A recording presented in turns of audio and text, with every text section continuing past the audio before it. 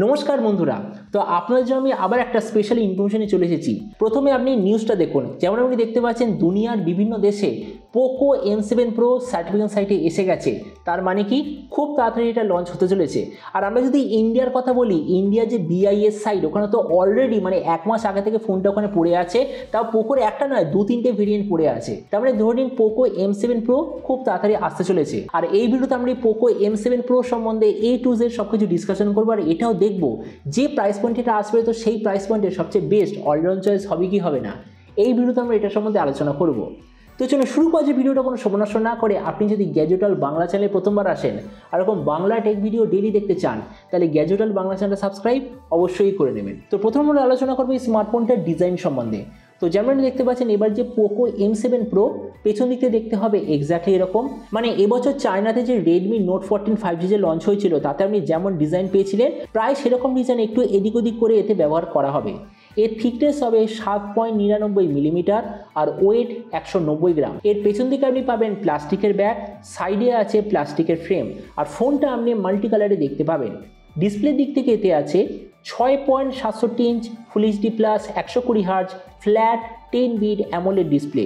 তার সঙ্গে 240 হার্জের টাচ সামলিং রেট, 1920 হার্জের পিডালো ডিমিং রেট, 2100 নিটসের brightness, 20:9 aspect ratio, 94% screen to body ratio. আর ডিসপ্লে যে প্রোটেকশন সেটা হলো গরিলা গ্লাস 5 এর ডিসপ্লে প্রোটেকশন। তার মানে সোজা কথা বলতে গেলে যে প্রাইস পয়েন্টে আসছে সেই হিসেবে ডিসপ্লেটা সত্যিই খুব ভালো। প্রসেসরের দিক থেকে এতে আপনি পাবেন Dimensity 7025 Ultra 5G প্রসেসর। ক্যামেরার দিক থেকে আছে 50 আর 2 মেগাপিক্সেলের ডুয়াল রিয়ার ক্যামেরা সঙ্গে 16 মেগাপিক্সেলের সেলফি। এই যে রিয়ার ক্যামেরা সেটা হলো সোনি লিথিয়া 600 সেন্সার যেটার সঙ্গে আছে OIS এর অপশান। এই যে স্মার্টফোনটা আপনি বিভিন্ন ধরনের র্যাম আর স্টোরেজ অপশানে দেখতে পাবেন কিন্তু স্টার্ট হবে 6128 GB থেকে। র্যামের কোয়ালিটিটা LPDDR4X, মেমোরিতে আছে UFS 2.2 যেটার সঙ্গে কোনো ধরনের ডেডিকেটেড SD কার্ড স্লট নেই। ব্যাটারিতে আছে 5110 mAh ব্যাটারি সঙ্গে 45 ওয়াটের চার্জার আর কানেক্টিভিটি হলো USB Type-C। তো এবারে স্মার্টফোনের বাকি কিছু ফিচার বলতে গেলে এতে আপনি পাবেন Android 14 out of the box, 3.5mm jack, dual speaker যার সঙ্গে আছে ডলবি অ্যাটমসের certification, side mounted fingerprint sensor আর IP64 এর ওয়াটার অ্যান্ড ডাস্ট প্রোটেকশন। আর এর OS আপডেট সাইকেলের দিক থেকে বলতে গেলে এতে আপনি পাবেন 2 বছরের মেজর OS আপডেট আর 3 বছরের সিকিউরিটি আপডেট। তো এবার সবচেয়ে মেন জিনিস ফোনটা কি দামে লঞ্চ হবে কবে লঞ্চ হবে দেখুন। এটা নিশ্চয়ই বুঝতেই পেরেছেন চায়নাতে যে লঞ্চ হয়েছিল কয়েক সপ্তাহ আগে Redmi Note 14 5G, POCOর ফোনটা হতে চলেছে ওটারই রিব্র্যান্ডেড ভার্সন। এবার রেডমির ফোনটা চায়নাতে প্রাইস হলো 1100 ইউয়ান, তার মানে ইন্ডিয়ান মার্কেটে হয়তো এটা লঞ্চ হবে 15,000 টাকার আশেপাশে। আর আপনাদের ভিডিওটা বাংলাদেশ থেকে দেখে থাকবেন বাংলাদেশে এটা লঞ্চ হওয়ার কথা প্রায় 25,000 বাংলাদেশি টাকার আশেপাশে। তো এবার সব ভিডিও থেকে আপনাকে জানাবো এই যে স্মার্টফোন যে আসতে চলেছে তো এটা কি প্রাইস পয়েন্টের সবচেয়ে ভালো নাকি এর চেয়ে বেটার অন্য কোনো স্মার্টফোন অ্যাভেলেবেল আছে দেখুন। আমরা যদি এই মুহূর্তে 15,000 টাকার আশেপাশে দেখি তো রিয়েলমি নার্জো 70 টার্বো যেটা আমাজনে অ্যাভেলেবেল আছে 15,000-এ একটা দারুণ অলরাউন্ড স্মার্টফোন। তো আমরা যদি নার্জো 70 টার্বোর সঙ্গে কম্পেয়ার করি প্রথমত ডিসপ্লে এই দিক থেকে আমি বলবো পোকো বেটার, কেননা পোকোতে কি আছে অ্যামোলেড ডিসপ্লে কিন্তু 10 বিট, সেখানে নার্জোতে কি আছে 8 বিট অ্যামোলেড ডিসপ্লে। তার মানে ডিসপ্লের দিক থেকে পোকো বেটার।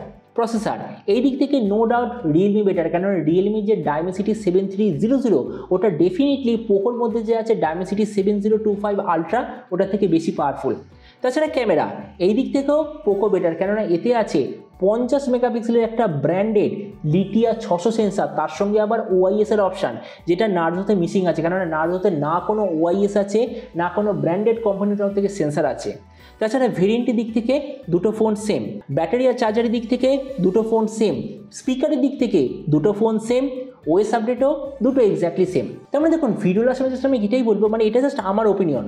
যদি ফোনটা সত্যি অ্যাকর্ডিং টু লিক্স 15,000 বা তার নিচে লঞ্চ হয় তো আমার মতো মনে হয় 2024 সালটা শেষ হওয়ার মধ্যে আর হয়তো 2025 সালের পুরোটার জন্য সবচেয়ে বেস্ট অলরাউন্ড 5G স্মার্টফোন হতে পারে 15,000 টাকার নিচে।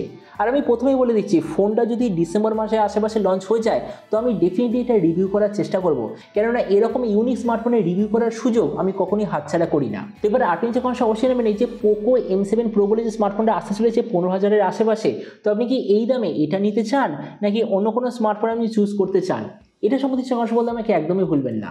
তো চলুন দেখা হবে আগামী একটা টেক ভিডিওতে। Till then stay tuned and always remember think positive, be positive.